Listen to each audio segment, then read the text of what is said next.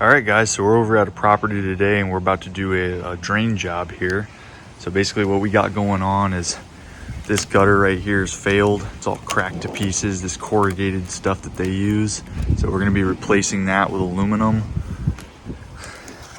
And we're gonna be tapping into our drain and we're gonna run it out all the way past that fence. There's a drainage ditch over there. I'll go over there in a minute and show it to you. And we're gonna be coming this way and we're gonna put a channel drain along here and we're gonna connect into that channel drain, that existing channel drain that another vendor put in. So I'm not really too sure because they have this channel drain connected into this box here, and then it looks like they have a corrugated pipe that goes this way somewhere, but we couldn't figure out where it dumps out at. So I'm not sure if it even goes anywhere or not. So we'll find out today. So we got the trench dug for the channel drains that we're going to be putting in. So let me just show you guys what this existing vendor did. He used duct tape on the end here to put his channel drain stopper on. That's how he did it. So with us,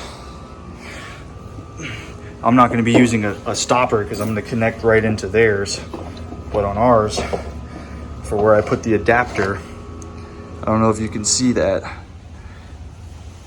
2 self-tapping screws in the top there to hold that together, and then I put self-tappers on all 4 corners to hold the entire piece on there. So that's not going anywhere. I went ahead and I lifted their grates off of their channel drain that they put in. They didn't even use screws on any of their grates, so all their grates are all just sitting there.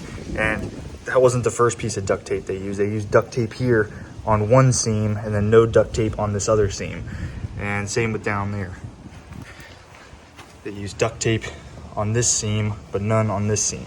I mean, it's incredible. So that's why before you have somebody do work to your house or around your house, whatever the case may be, take a look, see if they got Google reviews, see if they have a website, see if they promote the work that they do. So I'm gonna go ahead and sweep this dirt out of here before I attach our channel drain into their system. And then I have some screws in the truck. I'll go ahead and screw these down. That way they're not loose.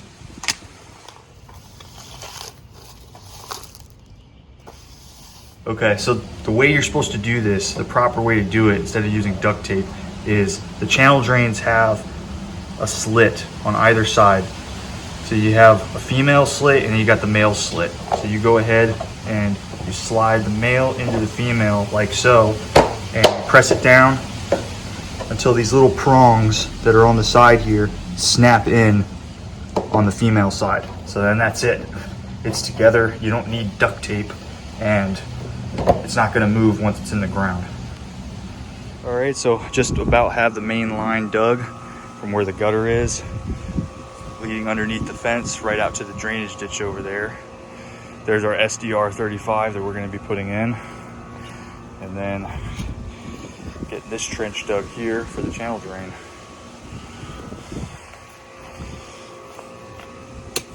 Okay, so when you guys glue these fittings, if you're doing this yourself, always make sure you use primer and glue. I don't care what people say, oh, you don't have to use primer. You need to use primer. There's demonstration videos that you can find on YouTube that show the difference between using primer and not using primer. And there is a big difference. When you don't use primer, it doesn't make that good of a bond. And you can pull them apart with channel locks. When you use the primer, it makes such a tight bond and fuses the 2 pieces of plastic together that you cannot pull them apart with channel locks. So there is a huge difference. So always make sure you use your purple primer first, and then I always use the blue glue, which is the rain or shine. It's the one that can get kind of wet. You can use it in damp conditions. So I just like always having that one, just in case the situation I'm working in is damp or wet. You know, it just makes it that much easier to get the job done. So once you have them primed and glued, go ahead and put them on, turn it quarter turn to really spread that glue out, and then I'm going to line up the 2 seams on either fitting so I know I have a straight connection. And I'm going to hold those 2 pressed together firmly for about 25-30 seconds to ensure that it creates a good bond. So the other thing too is when you are gluing these fittings together, when you're using this glue, usually you have about like 15 seconds to work with the glue before it starts to harden, and then it's no good. It won't glue the joint good if you wait longer than that. So you want to be pretty quick while you're working with the glue. Now the primer is a different story. You don't have to be super quick with the primer. You have time with that because it's just softening, it's cleaning and softening up the pipe before you put the actual glue on. So different glues have different time limits. I know Christie's, I'm a pretty big fan of the Christie's stuff, but that one, the glue is probably like maybe 5 to 8 seconds. You have to really go quick on that. The Odie stuff is a little bit longer. Like I said, it's about 15 seconds for the Odies. So just be aware of that when you're using the glue portion.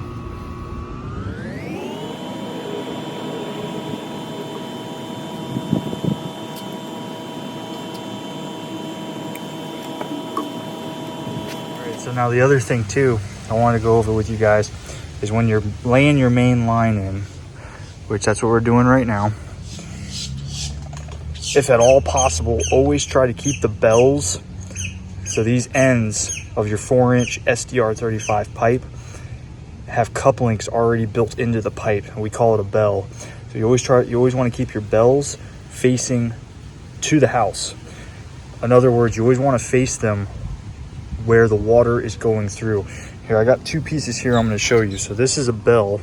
So you can see how it's kind of beveled right there where my thumb is, where I cut a piece of pipe off of this bell.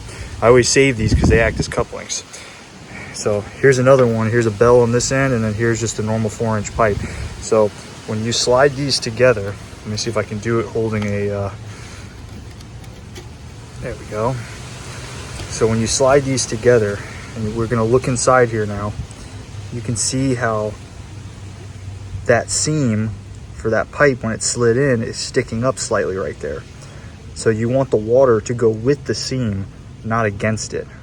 Ideally, this helps with flow, and it helps so that, you know, small clogs won't happen. Now, if you put in a system and you did it the opposite way, where the water is going towards the crack, I mean, I wouldn't stress it, because it's not going to be enough to really cause that much of a hindrance. But just for, you know, professionalism's sake, if you have the bells facing the proper way, it looks better, and it will perform slightly better. So just to give you an idea of what that looks like. So remember, you want the water to go with those seams, not against them. So, all right, so we went ahead and we had tapped in to the existing drain that the other vendor put in. And the way we did it was I had to notch it out and slope it in there. I'm gonna use some GS121 to fill in these cracks after I clean it out of this debris. So, but it's all sloped going this way towards our system. That way all the water goes where we want it to. So then over here, we have the central hub where everything connects in. I left this stub out so we can put our gutter into it. I have to go pick up the gutter pieces that we're gonna need. And then we have our clean out, because we always put a clean out on our system. And then we got it running slanted all the way underneath the fence.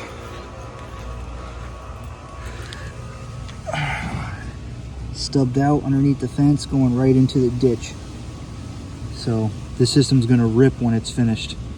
Let's go ahead and we'll get this buried up, finished up, and then we'll test it for you guys. So on further inspection of this existing drain that they have, there is corrugated pipe way back in this hole here. I can feel it with my hand, it's corrugated. And this way leads to the channel drain, which leads to our system.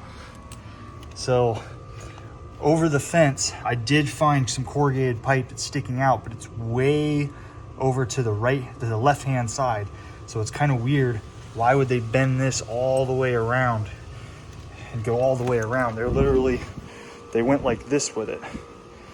They went like this and then all the way past this tree over there. So they like curved it all crazy.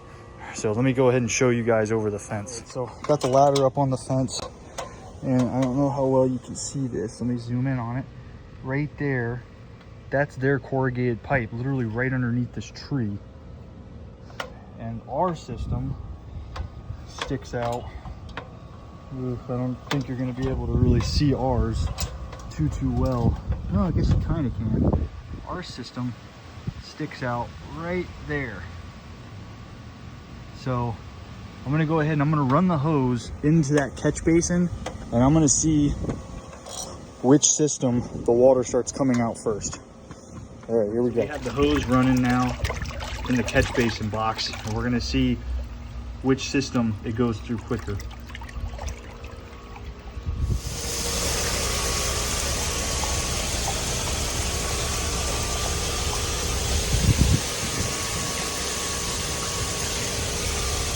All right, so go ahead and check the clean out, and we're flowing good. So it's taking water like a champ. So we've been letting this thing run for a good 10 minutes, and our system is just straight pouring out right now. After like 5 minutes, our system started pouring out, but I was waiting to see if this other one would start. And the other system, the old corrugated system, well, nothing's coming out. So obviously it's a failed system, but you can literally see there's no water at all coming out of that pipe. And on ours, I wish all these branches and leaves weren't in the way, but on ours you can see it just pouring out right now. I mean, it's just gushing. So in a lot of situations, PVC is superior to corrugated pipe, and the corrugated pipe that you get at the big box stores, I'm sorry, but it's garbage. It's absolute garbage. So what I went ahead and did, I just jumped over all these fences just to try to figure out what's going on here. So this pipe, it's hard to tell from the camera, but it's totally blocked. So this is an old line. Our new line that we just put in, see, I'm on the edge of this drainage ditch right here. So, and there's like a store plaza behind me. And this is what ours is doing. I mean, look at that. You can even see daylight at the end of our tunnel where the stub out for the gutter is.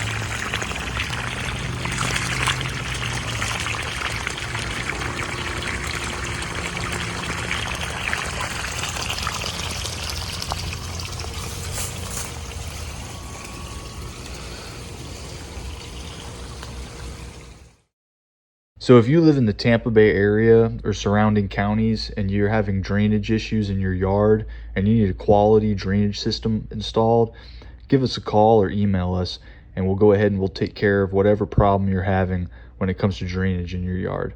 So we hope you enjoyed this video. Please like, comment, and subscribe. And until next time, peace out.